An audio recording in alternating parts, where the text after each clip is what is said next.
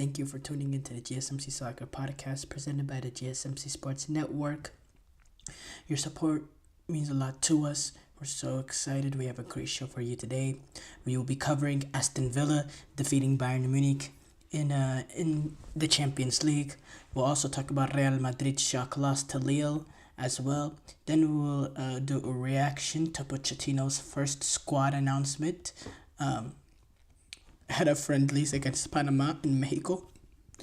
And then we'll do a recap of today's Champions League fixtures, obviously not including two of the earlier games that we discussed in earlier segments with the Bayern Munich Aston Villa game and the Real Madrid shock loss to Lille. And make sure you stick around for the end of the show where I'll be giving you some of my reactions to some of the top headlines from the soccer world today. Before we start off, if you have a question during the show, we want to hear it. Your input is a big part of what makes this show successful, and we thrive on your energies and insights. Whether it's a quick comment, a thoughtful question, or an opinion you just have to share, don't hesitate to drop it in the chat. And if you want to make absolutely sure that your message stands out and gets featured on the show, there's also an easy way to do that. Use the super chat feature. Just click the $sign at the bottom of the chat box to send in your super chat. This guarantees that your message gets on the air. And it's also a really fantastic way to support our channel. We provide your support to keep bringing you the sports content you love, and we appreciate every bit of it. So go ahead, let us know what you're thinking. Hit that super chat button, and let's keep this show as interactive and exciting as possible. And if you prefer, you could always go to the gsmcpodcast.net to tip, donate, and leave a comment or question there. We couldn't do what we do without your amazing support, and we're so thankful to have you as part of our community. We're really so thankful. Y'all are a great part of this community, the most important part of this community. But yes, we do have to start off with Aston Villa playing in their first ever edition in the Champions League have started perfectly. 2 wins from 2. They had that opening day win over Young Boys, which, this new team, not much Champions League experience, going away to Switzerland and handling Young Boys the way they did. It was pretty impressive. Now we saw from yesterday when Young Boys took on Bayern Munich. Not Bayern Munich. Barcelona. Young Boys weren't the most, it's not the most talented of teams, but to go away and defeat them the way that they did, with the inexperience in playing in the Champions League, was very impressive to me. And then now in this second game, taking on a Bayern Munich team that's been amazing so far to start off this, this season. They've had ridiculous outputs in terms of scoring goals. They scored 5 past Werder Bremen, 9 past Dinamo Zagreb, 6 past Holstein Kiel, 4 past SSV OLM in the opening game of the first round of the DFB Pokal. And they're so far they have not, they've won every single game besides the Leverkusen draw that they had this past weekend, in which they dominated Leverkusen, and they were deserved winners of that match if you look at just based on the performance of the game. But today, Aston Villa did a really good job being able to neutralize in the attack. Yes, they had more possession and they had more shots statistically, but they never realized, they lacked that cutting edge in attack. Olise, he got the ball in a few areas, not really that threatening. Gnabry, he had an opportunity himself where he, should have played the ball across to Kane. Instead, he decides to go for himself from a tight angle, and he hits the side of the side netting. But apart from that, it wasn't like Bayern Munich really peppered, Emi Martinez. Emi Martinez, he did have to make a few saves at the end, 2 clutch saves, especially the one, the one in point blank range from Gnabry. But apart from that, I thought they did a good job in neutralizing Bayern Munich's attack. Aston Villa, I did, and my key to Aston Villa is if they're able to neutralize this attack, they have an opportunity going in, if they can play out of the initial press, they have an opportunity with how high Bayern Munich play, with the fragilities in that back line, they have an opportunity to go in behind. Now, in the first half, Bayern were the better team, I do have to say. But, Aston Villa, they had a few opportunities in transition where if they could, if they could get that final ball right, or if Ollie Watkins could just have one half step on Upamecano, he was probably in. And Upamecano, you could argue, because of how high that they were playing, because of how open that they were, because of the defensive fragilities of Upamecano, he probably could have been sent off in that first half. There was that, in my opinion, it was tight, but they deemed it to not be a foul. And I don't know if they would have gave a straight red card just because of how far he's out from goal. But, if they call a foul, there's nobody between Watkins and the goal, because Upamecano is not goal side of him. There's nobody between Ollie Watkins to the goal. Now it's almost 40 yards out, and it would have been a difficult decision for the referee to make. But that was a potential denying goal scoring opportunity. There was another play where he had to stop in transition. Upamecano made a foul. You could have argued, that should have been a second yellow because of what that initial play should have been that first yellow. So Upamecano, he was testing it. He was testing the official in that first half, I do have to say, and he was put in fragile situations. We already know Upamecano is not the most. He's not the most solid of defenders from what we've seen recently from him over these past year and a half or so.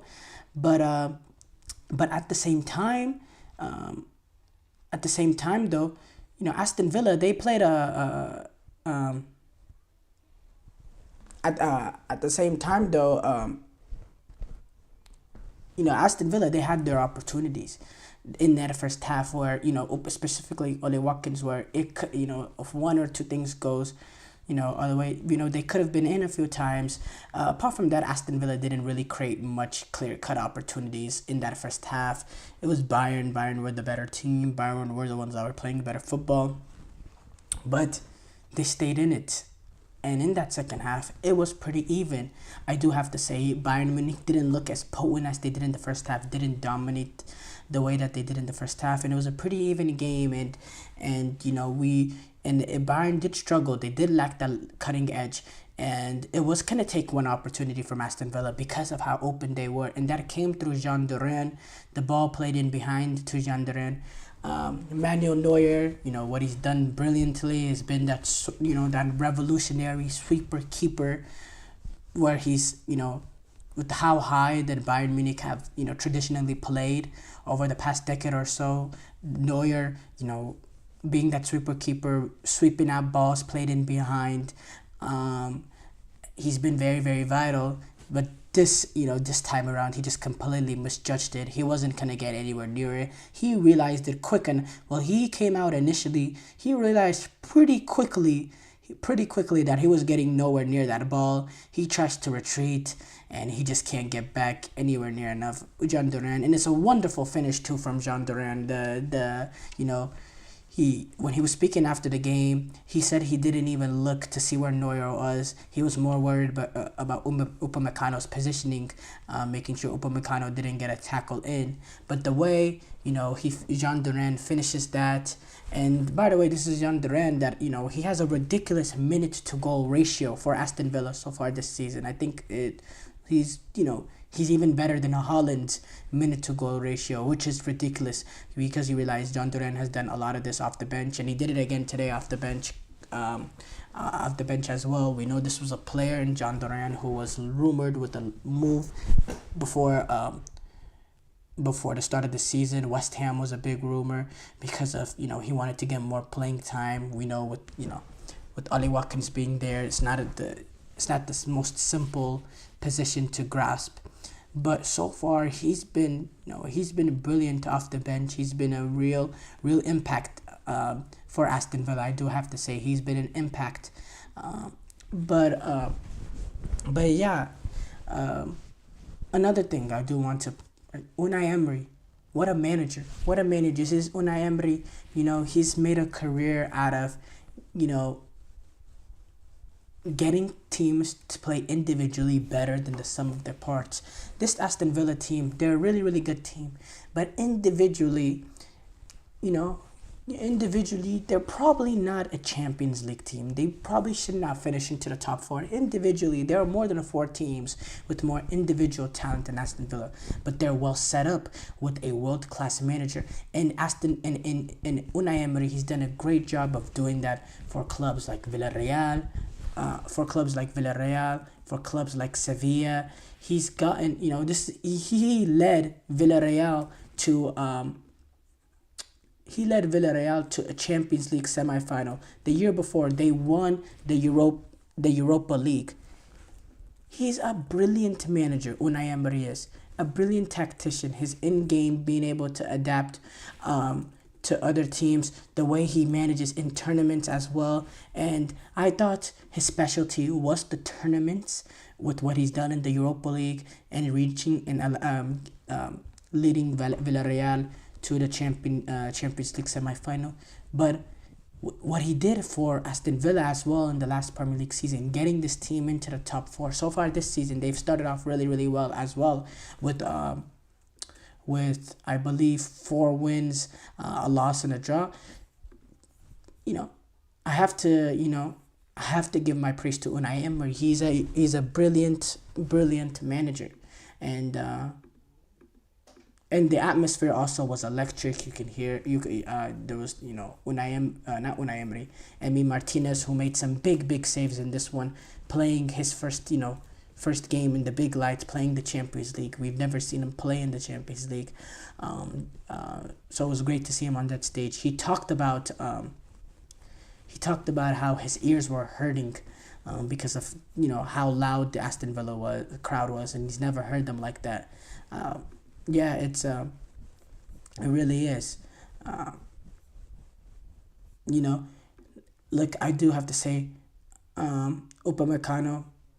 As far as Bayern, we know Upamecano. They need to sort out that Upamecano-Kim partnership. Upamecano, I just don't know. Didier Deschamps, managers have backed him. Didier Deschamps, company playing him now. We know Thomas Tuchel, initially, he was really reliant on Upamecano, but slowly Upamecano was starting to get less and less minutes as the season went on. He's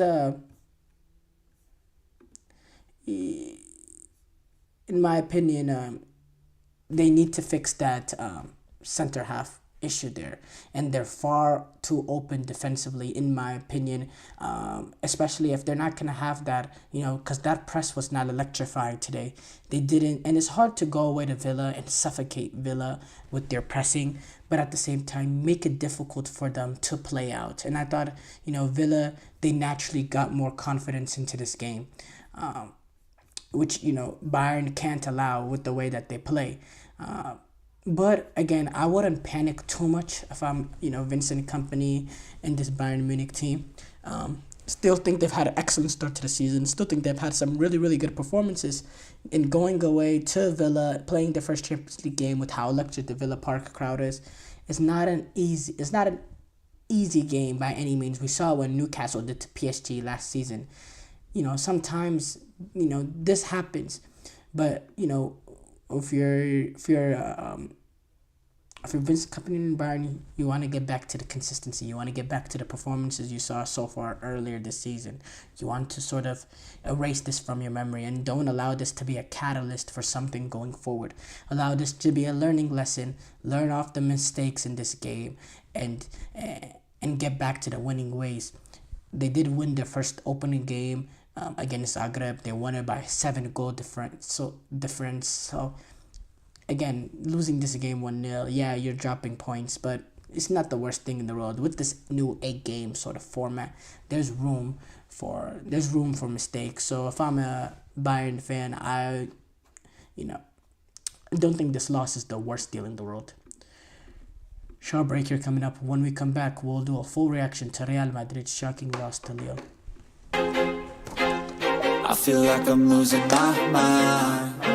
Is everybody in the world blind? Please, Lord, give me a sign, a sign.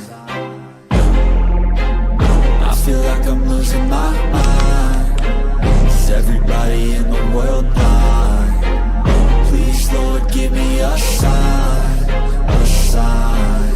I wanna be the greatest. Everybody on their fake shit. I look around and feel like everybody is the fakest. I make this every day and I'm impatient, hoping one day I blow up from the basement. Statement, the top is so vacant. I don't hear shit that I think is amazing. Waiting for my day when I'm playing sold out shows for 1,000 faces. Hey, give me that crown, get in my way and to be put down. It ain't your place, all this my town. If I want that shit, then I'll get it right now. I'm losing it, the noose it fits. I'm losing shit, a stupid myth. You choose to live or choose to dip. You choose to fight or lose your grip and lose a gift. I feel like I'm losing my mind. Is everybody in the world blind? Please, Lord, give me a sign, a sign. I feel like I'm losing my mind. Is everybody in the world blind?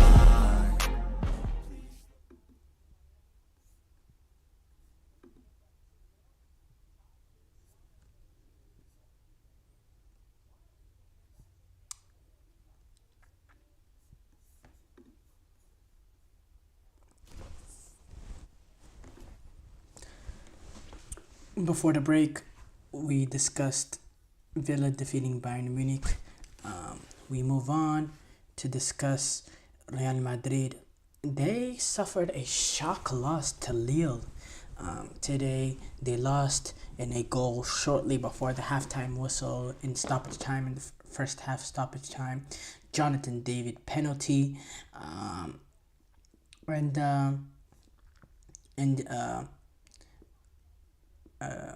Great result for Lille. Shocking loss for Real Madrid.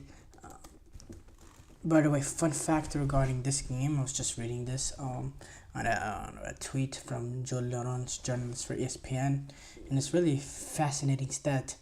Bruno Genesio, French manager for Lille, he's also managed for Rennes, Lyon. He's only the third manager in history to beat Guardiola, Mourinho, and Carlo Ancelotti in Europe. The other two are Klopp and Simeone, which is wow, it's remarkable. We know Bruno Genesio's team with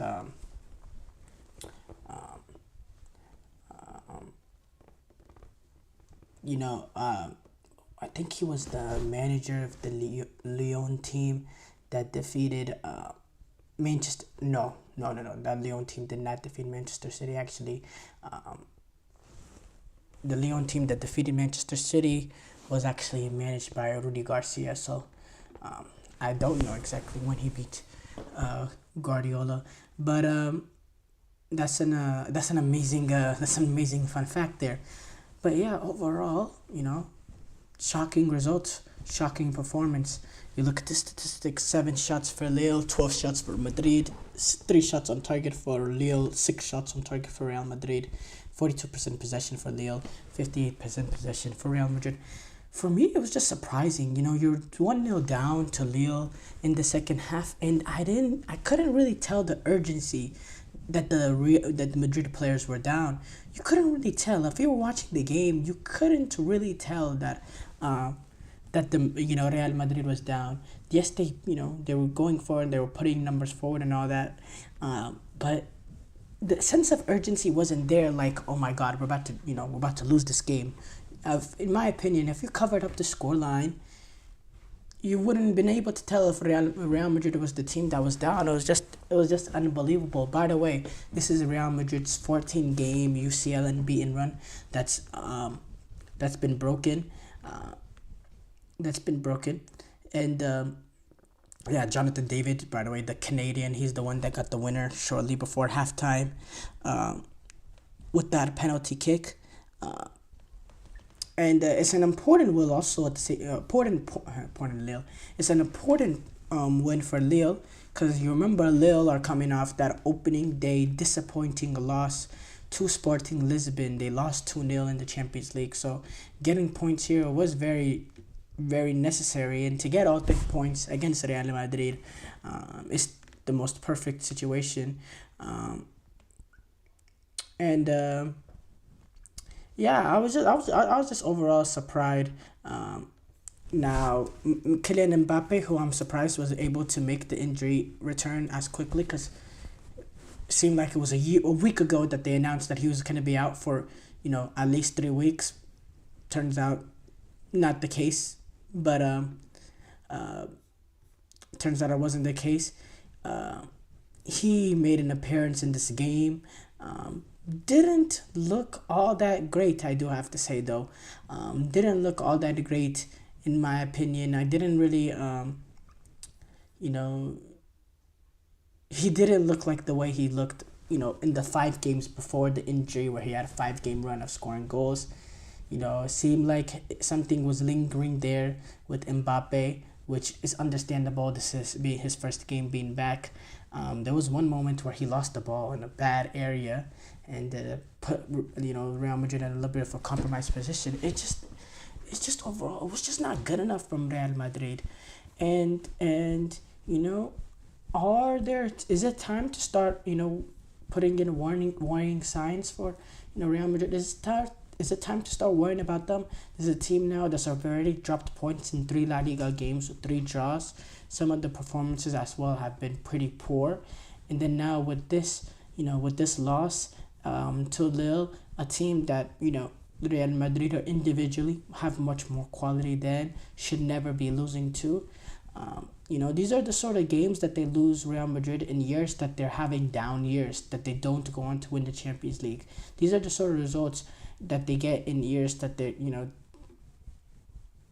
that they're not really successful in. If you remember Real Madrid, in that year that they didn't win the Champions League, where they got eliminated by Chelsea, they had some struggles in that group stages. I believe they lost to Shakhtar Donetsk at home.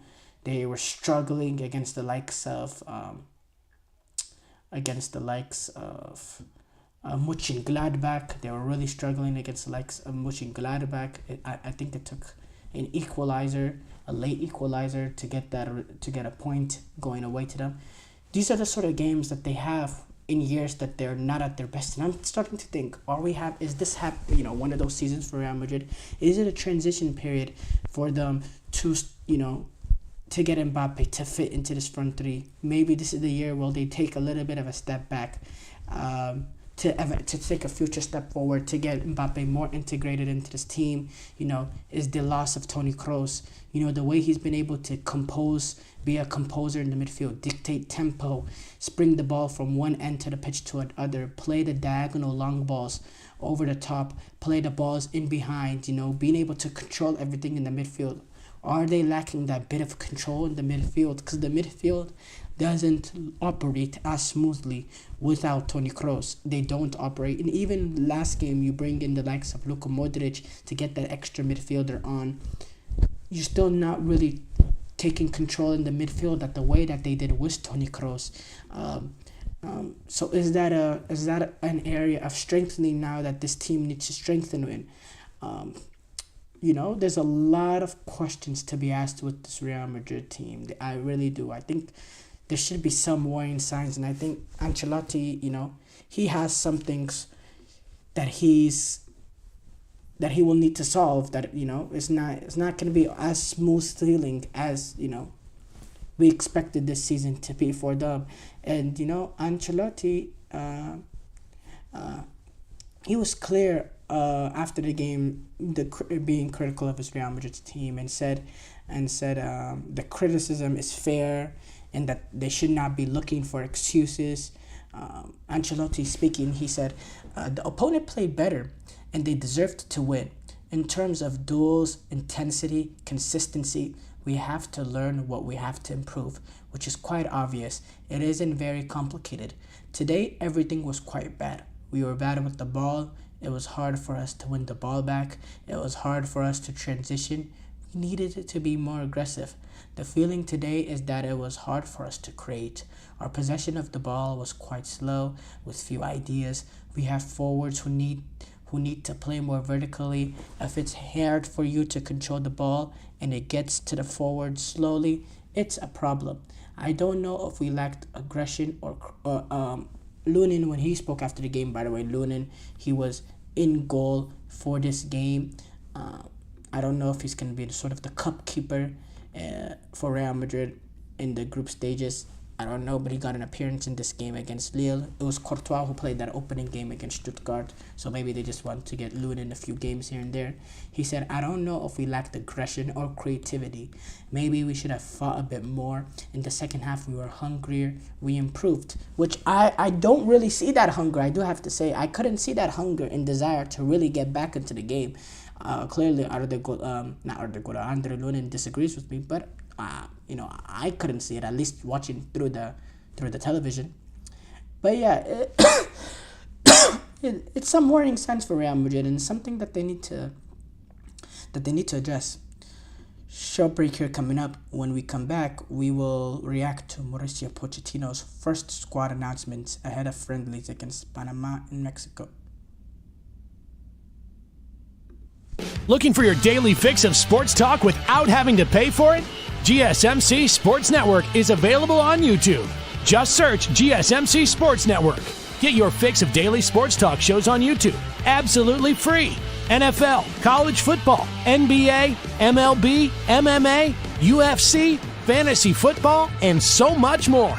GSMC Sports Network has shows running all day long, with new sports shows starting every 2 hours. Just like on your favorite cable sports channel, except GSMC Sports Network is absolutely free. Just search GSMC Sports Network on YouTube to catch one of your new favorite shows, like the GSMC College Football Podcast, Chip Shot Football Podcast, Hoops and Heels Women's Sports Podcast, GSMC Basketball Podcast, and so many more. Check it out for yourself. GSMC Sports Network, now available on YouTube absolutely free. Search GSMC Sports Network on YouTube right now.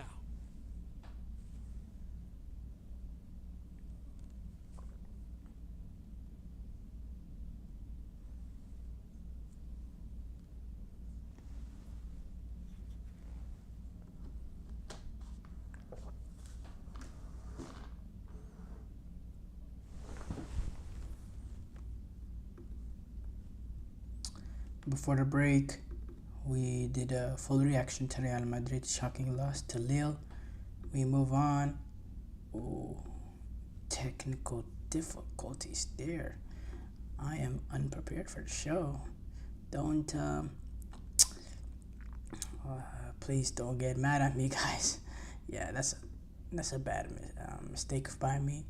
But yeah, Mauricio Pochettino, his first squad announcement came technically yesterday, really today, but technically yesterday because we're past midnight, for the upcoming friendly games where the U.S. men's national team will play their first game under Mauricio Pochettino at the Q2 Stadium in Austin as they take on Panama. Then they move on a few days later to take on Mexico at the Akron Stadium in Guadalajara, which is never an easy game to go away to Mexico, even with this weaker Mexican national team, where they'll be taking on Mexico in a friendly game. Going back, though, to Mauricio Pochettino, he has announced his 25-player roster for this squad, and it's an interesting roster. We start off from goalkeepers. 4 goalkeepers involved into this team. Ethan Horvath, who's right now the bench player for Cardiff City in the championship. Patrick Schulte, who had a little bit of action in goalkeeping this past international window, the Columbus Crew goalkeeper. Zach Steffen, he's back with the U.S. men's national team. Mauricio Pochettino is gonna wants to take a look at him playing now his club football in Colorado Rapids. Now the thing is here that the asterisk here with Zach Steffen is, or not the asterisk, the note I have of him being involved now with Pochettino, he is a goalkeeper. Even though his shot stopping, he's pretty crap shot stopper. He is a player that's pretty, probably the best goalkeeper we have playing with the feet. And that might be an important trait for Mauricio Pochettino and something that he really, really values. So bringing in the likes of Zach Steffen, maybe it's time to, to get a look at him. We'll see what he has to offer. And then Matt Turner, obviously the Crystal Palace goalkeeper, the backup there as well, the number 2. He's going to be, and he's still right now probably our number 1, which is not really saying much. There's a huge, huge problem. Going to defenders, Marlon Fossi from Stade Liège, Christopher Lund from Palermo, Mark McKenzie, from Toulouse, Tim Ream, who's now playing his club football at Charlotte FC, Anthony Robinson, our left back, Fulham left back Miles Robinson, FC Cincinnati's center half, Joe Scally, Borussia Mönchengladbach's right back, probably our number 1 option at right back with the injuries, with the injury of Sergio Dest, and then Austin Trusty, who is the Celtic center half. He actually is a backup now for Celtic, but he had to play into the starting 11 because of the injury of Cameron Carter-Vickers, which is probably why Trusty was even in the squad in this first place. And yeah, he played in today's Champions League game, or yesterday's Champions League game, and they conceded 7 to Southampton. We go to midfielders, Brendan Aronson from Leeds, Gianluca Busio from Venezia, Johnny Cardoso from Real Betis, Weston McKennie from Juventus, Aidan Morris from Middlesbrough, Yunus Musa from AC Milan, and then Malik Tillman from PSV Eindhoven, Folarin Balogun from for forwards. Sorry, I started to go to forwards without saying forwards, but for forwards you have Folarin Balogun playing for Monaco, Ricardo Pepi playing for Eindhoven, Pulisic playing for AC Milan, having a standout year, Josh Sargent playing for Norwich, Timothy Weah playing for Juventus, and Haji Wright playing for Coventry.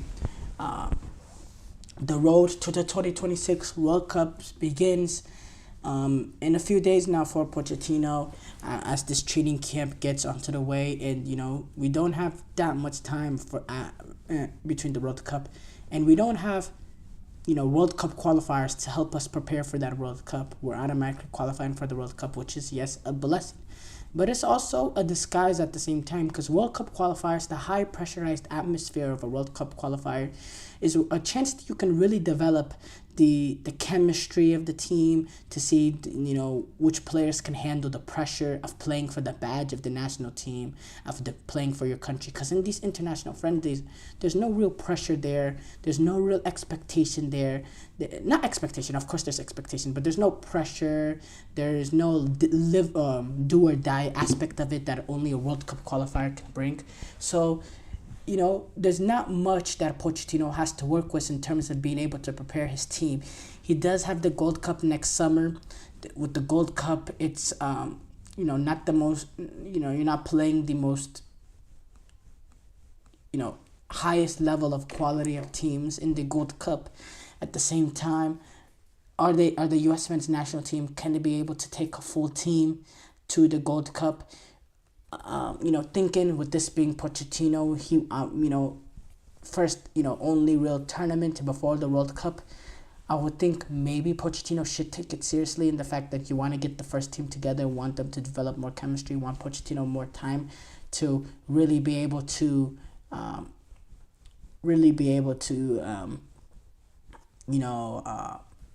get the have all his tactics and all that implemented onto this team. The more time he has with the team, the better. But at the same time, it's a little difficult logistically with a lot of your top players going to be involved in that Club World Cup in the summer. That's actually also going to be hosted in the U.S. it's gonna be a difficult task for Pochettino to be able to get that full team playing at the Gold Cup. But I do think the more they play, the better it'll be. I do have to say, the more that they play, the better it'll be. The better it'll be. Yeah, no. Going back to it though. Oh, and yes. The Club World Cup will have some of the U.S. men's national team players, with the likes of Timothy Weah, Juventus being involved there. There'll be some players that, might be playing in that Club World Cup. So, that's going to be a tricky situation there. We'll see if Pochettino, at the end of the day, I think Pochettino is going to have the final say in whether or not he wants to take a full strength team to that Gold Cup to develop that chemistry, to be able to have more time to implement his tactics. But, we'll see. But again, it's very important to take every international window to maximize it because of the limited time left till the World Cup, the limited international windows left till that home World Cup, that big World Cup, the big expectations being the host. There's some huge expectations there. So, being able to maximize every opportunity you get will be crucial.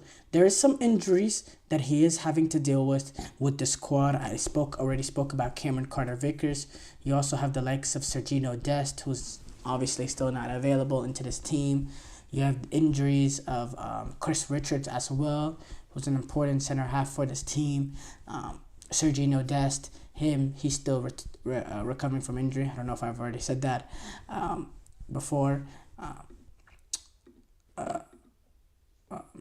There was one I was missing. Obviously, Tyler Adams. He's still not involved.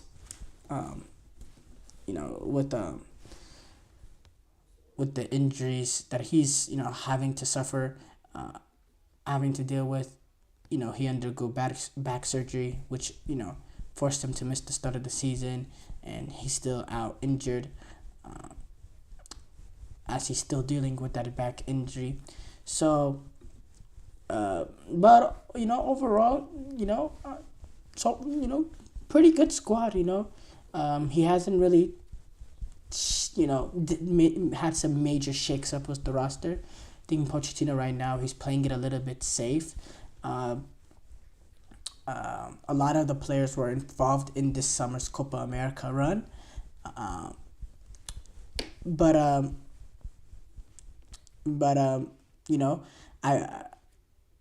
believe in Pochettino. I believe in him, the players that he's bringing. He wants to take a look at them. And this is something that he, with bringing in a lot of these players that were involved for Copa America, he'll be able to pick out which players were part of the problem and which players are, an important part of the U.S. men's national team. And I believe in his outlook into this team. I do. Obviously, goalkeeper is going to be a massive issue. We don't really have a goalkeeper, period, that's decent. They're all pretty bad. I can't even say they're average. They're all pretty bad. We know Matt Turner and, how, the reform he's been over the past year and a half. Ethan Horvath, he doesn't even play for Cardiff City. Patrick Schote, don't think he had the most dominant of Olympic games. Think he can, he's not the best shot stopper himself, and he's a young goalkeeper that's still developing. And then Zach Steffen, he's not a good shot stopper at all. He's probably only back involved because of Pochettino wanting to get a look at him because of the quality he has of playing with his feet. But in terms of shot stopping, he's pretty poor, and even in the MLS, he hasn't really been that good of a goalkeeper. So that's a major issue that Pochettino's gonna have to deal with. And I want to say how intense this U.S. men's national team come out straight off the back that in terms of the pressing, the high pressing, the playing out of the back, the putting number forwards, the high intensity, physically taxing sort of style of play. How soon do we see that dominant Mauricio Pochettino, look of a team? Do we see that from the first game? Is it something that he's going to steadily develop? I'm looking forward to that as well. But overall, I'm very, very excited. And I think with the squad, not the worst squad, obviously. Miles Robinson, he's him being involved because of the injuries. I think apart from that, no real clear cutout mistake. Maybe you can give a shout out for the likes of no, I think overall Pepe, Balogun, Pulisic, Sargent. I like Sargent still being involved. I think he gives us something a little bit different from Balogun and Pepe in terms of him being able to drop in midfield and being able to bring other players in. Haji Wright, I think that's a good player as well because he provides flexibility. He has that vertical threat as well. Apart from that, I'm not seeing any real clear cutout mistakes. I think Tanner Tessman could be a player that could slowly start getting introduced into this team because of the flexibility he has. I think he can be a center half. We know now how he plays as a holding midfielder. I think he can long-term turn into a center half, and he can definitely give you flexibility of playing both those positions. But apart from that, no real, mistake. Obviously, this is a roster that we would probably been really, really critical of if it was Greg Berhalter, because of the leverage not gained. But the leverage that, or the distrust he's created with us fans. But Pochettino right now, we have trust in him, we have faith in him, and we believe that if these are, these players, some of these players, I think will play themselves out of the roster, will train themselves out of the roster. And I think Pochettino has the vision to make this team a really, really dominant team. I do have to say. Short break here coming up. When we come back, we will do a recap of today's Champions League fixtures, besides the ones that we already talked about, obviously.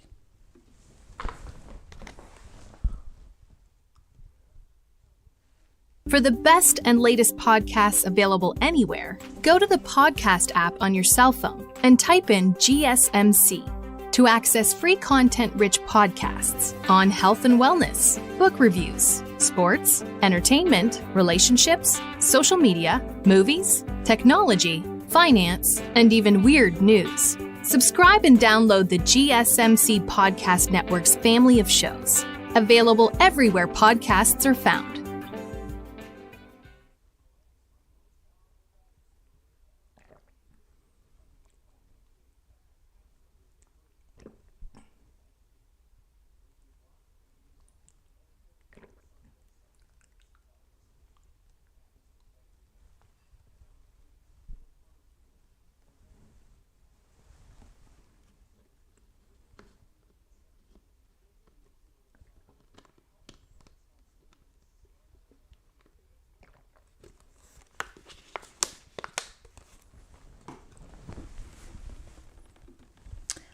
Before the break, we discussed Pochettino's first squad announcement ahead of the friendlies against Panama and Mexico.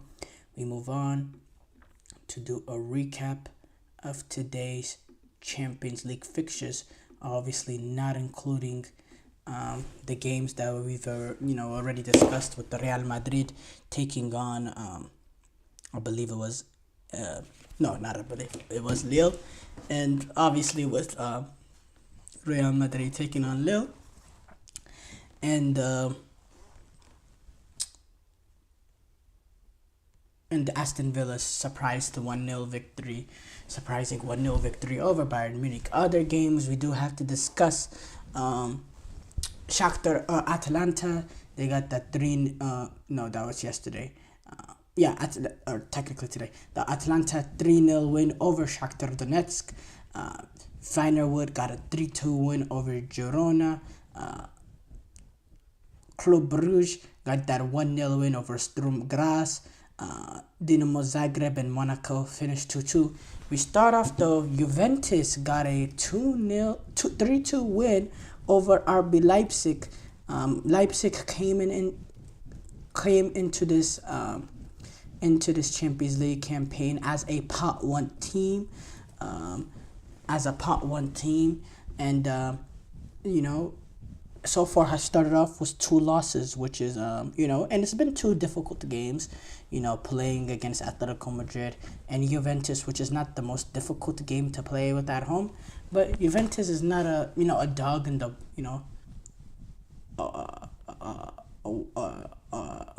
I don't even know what kind of cliche I was trying to make, what metaphor I was trying to make, but they're not a easy team. Obviously, it's a team was in transition now with Thiago Motta, but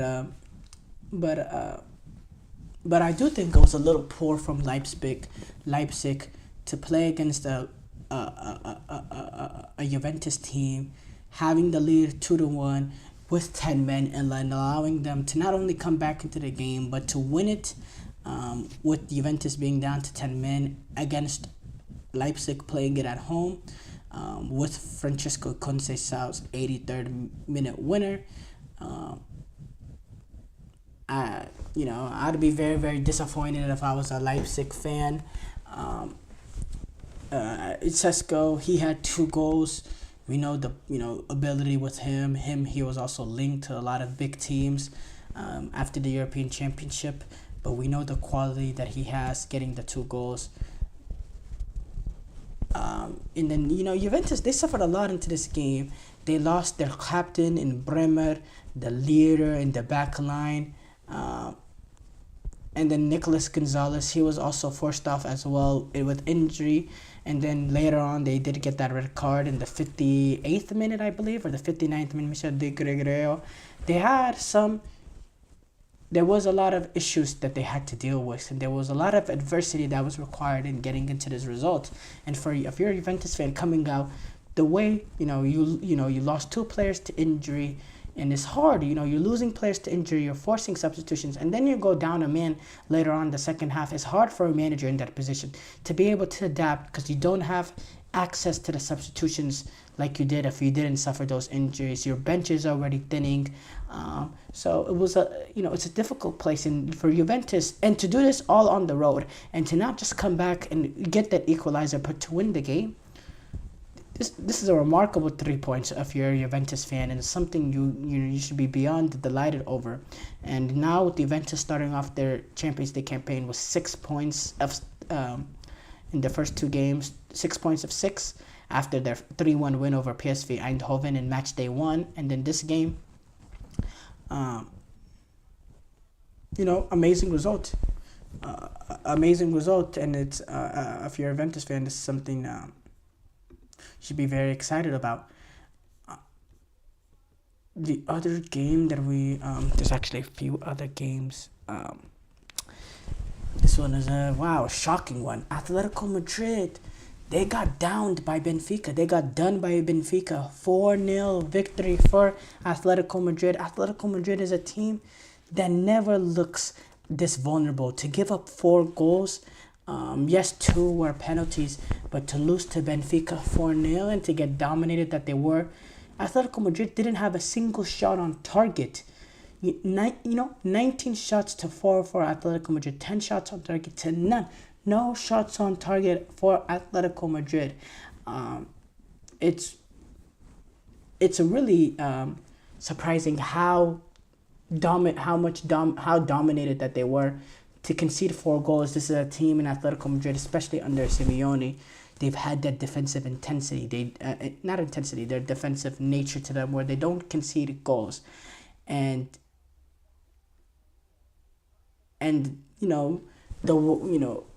it's a team that's defensively solid, and to look as open as they did, I'm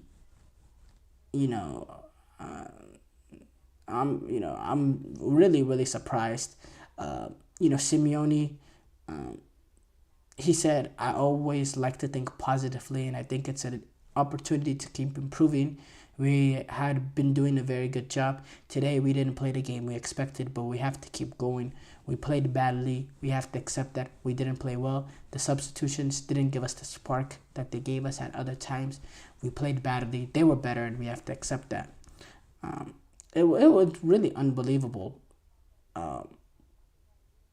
in my opinion, how open that they were.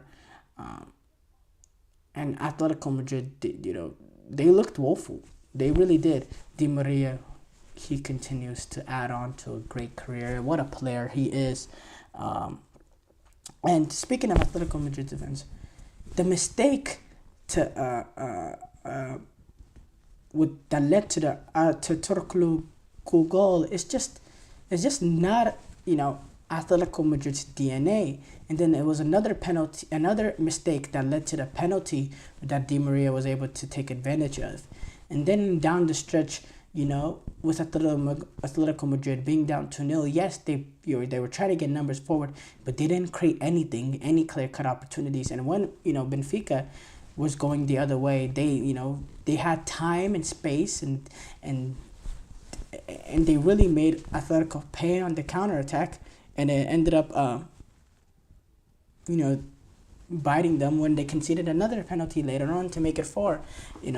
Shortly after a header from a corner kick in the 75th minute that made it 3-0. Just overall, really, really surprised. And if you're Atletico Madrid, this is a learning curve to say the least. Liverpool started a really good start to the season, continues. This is a Liverpool team that's won every single game that they played this season, besides that one bad result where they lost to Nottingham Forest. They've been brilliant this season. This is a team in Liverpool that look like, they are legit title contenders. They're legit UCL contenders. They're playing some really, really good football. McAllister getting on the score sheet. He's been really good this season. Mohamed Salah continues to add, his ruthless nature to score goals. And it was an absolute brilliant goal as well. Arne Slot, not being satisfied as well, saying he wasn't delighted with the performance. And there was a lot to improve, but look, I'll tell you what, they were still really, really good. And, and if there's more to improve from here, wow, I do have to say, and Alisson, he made some really, really good saves as well, I do have to say, which is ironic because I was watching an Alisson interview this morning with Joe Hart, and he was very, very important as well. He made some few saves, but individually, Liverpool have some clutch players in Salah and Luis Diaz and McAllister, Van Dijk, Konate, Trent, Alisson. It's just, I think they can be really a team that can contend for all the major titles this season. Obviously, they're not going to win the treble or anything, nothing of that sort. But they can compete for the UCL. They can compete for the Premier League. But yeah, overall, that's the whole recap of today's fixtures. That after 2 match days, Dortmund find themselves on top. Obviously, this is based on goal differential because there's plenty of teams that have 6 points. But Dortmund have a 9 goal differential, which is 4 better than anybody else.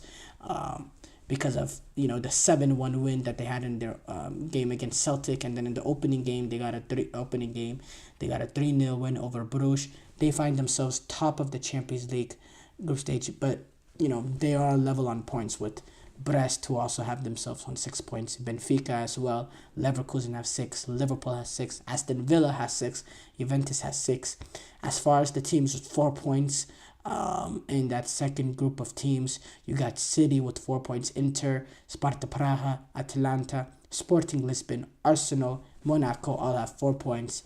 As far as 3 points, some of these big teams here had bad losses, but also had some, good bounce back wins, or or vice versa. In Bayern, where they lost today to Villa, Barcelona had that bounce back win against Young Boys. Real Madrid had that shocking loss to Lille. Speaking of Lille, is another team with 3 points. PSG as well. Celtic with 3 points. Bruges have 3 points, and then Feyenoord and Atletico Madrid with 3 points. As far as teams that only have a point so far, PSV, Stuttgart, Bologna, Shakhtar Donetsk, and Dinamo Zagreb. And teams that haven't registered a single point, Leipzig, which is very concerning. The fact that this is a Pot 1 team entering this Champions League, so this is they need to start stepping up their performances. Girona as well doesn't have a single point. Sturm Graz, AC Milan is a team to be worried about not having a single point after this first 2 games. Obviously, taking on Liverpool and going away to Leverkusen is a difficult start, but this is a team that needs to start piling up results in the Champions League. Crevena Zvezda also have 0 points. Salzburg has 0 points. Slovan Bratislava and Young Boys both also as well don't have any points. So that's our recap of the Champions League. We're excited for match day 3 to begin. And I believe Champions League match day 3 will begin October 22nd, so a little bit later this month. We're looking forward to it. Short break here coming up. When we come back, we'll react to some of the top soccer headlines.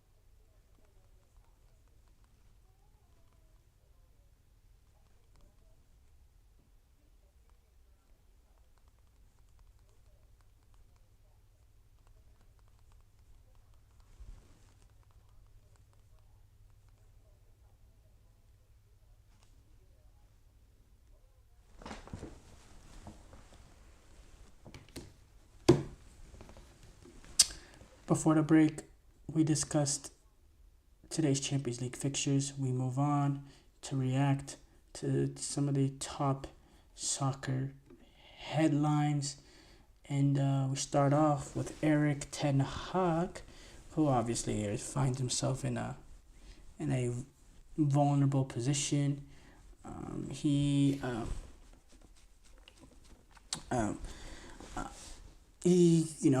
came out saying that he is insistent that Manchester United will solve their problems and they'll make a success of this season. He said, "We are going to make a success from the season. Nothing is easy, but this is nothing for me to panic about. We can sort out this team, can sort this out." When he was asked if his job, if he will still be in the job, if the next 2 games go rough, he said, I'm not thinking about it. I'm not anxious. We created a togetherness in the summer with the ownership and the leadership. We made this agreement and we're all behind it. We know the strategy is to bring in young players in a transition period. They also know in May and all of my 6 seasons there were always trophies, and that is what we are aiming for. If you lose your faith, you lose everything. We have to keep going and stick to the plan. For a long period, we were in a transition at Manchester United. From the moment I came in, we knew we had to change. We had to replace some older players.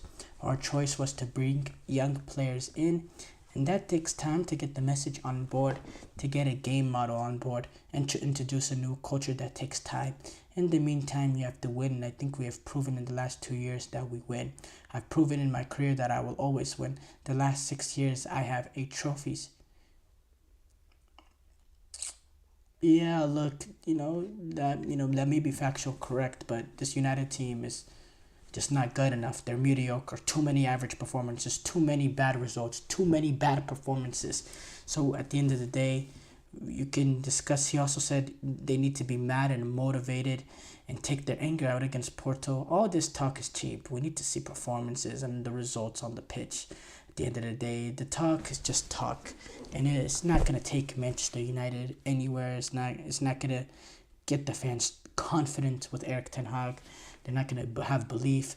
So, yeah. Inter Miami, they completed their first objective of this 2024 MLS season. They won the Supporters' Shield with a 3-2 victory over Columbus Crew. Messi, he had a goal as well to help them win that game. Zubin Mendy, he has stood by he's doubled down on his decision not to join Liverpool. It was reported that Liverpool's top choice midfielder was Zubin Mendy, and they tried to pursue him, but Zubin Mendy, he decided to stay at the club, at Real Sociedad, the club he spent his entire career. When speaking about it, he said, "Of course I don't regret it. I can't think that way after 4 or 5 games at the start of the season. I made my decision from within. I thought it was the best thing to do. The results don't affect me. I see potential in the team. It was the best thing to do. The results don't affect me. I see potential in this team. You have to watch us train. I'm excited about having a good season." In the end, like in every transfer window, things always come up. This summer, it was my turn. There are things that happen, and you have to deal with them in the best way possible. It is true that I was a bit uncomfortable with everything, especially the noise. But in the end, I isolated myself and made the decision that I thought was the right one. And I respect his decision to stay at his boyhood club, to continue to fight at Sociedad, to get them back into, Champions League football and battling. So, yeah, salute to him. Thank you guys, though, for tuning into the GSMC Soccer Podcast presented by the GSMC Sports Network. Your support means a lot to us, so please remember to subscribe to the show and leave a positive review.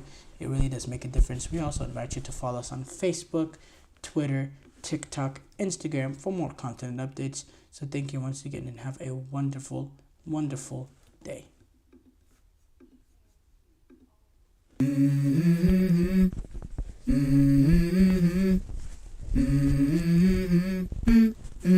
Let's go. I wake up to a little bit of drool on my pillow, feel like it's gonna be a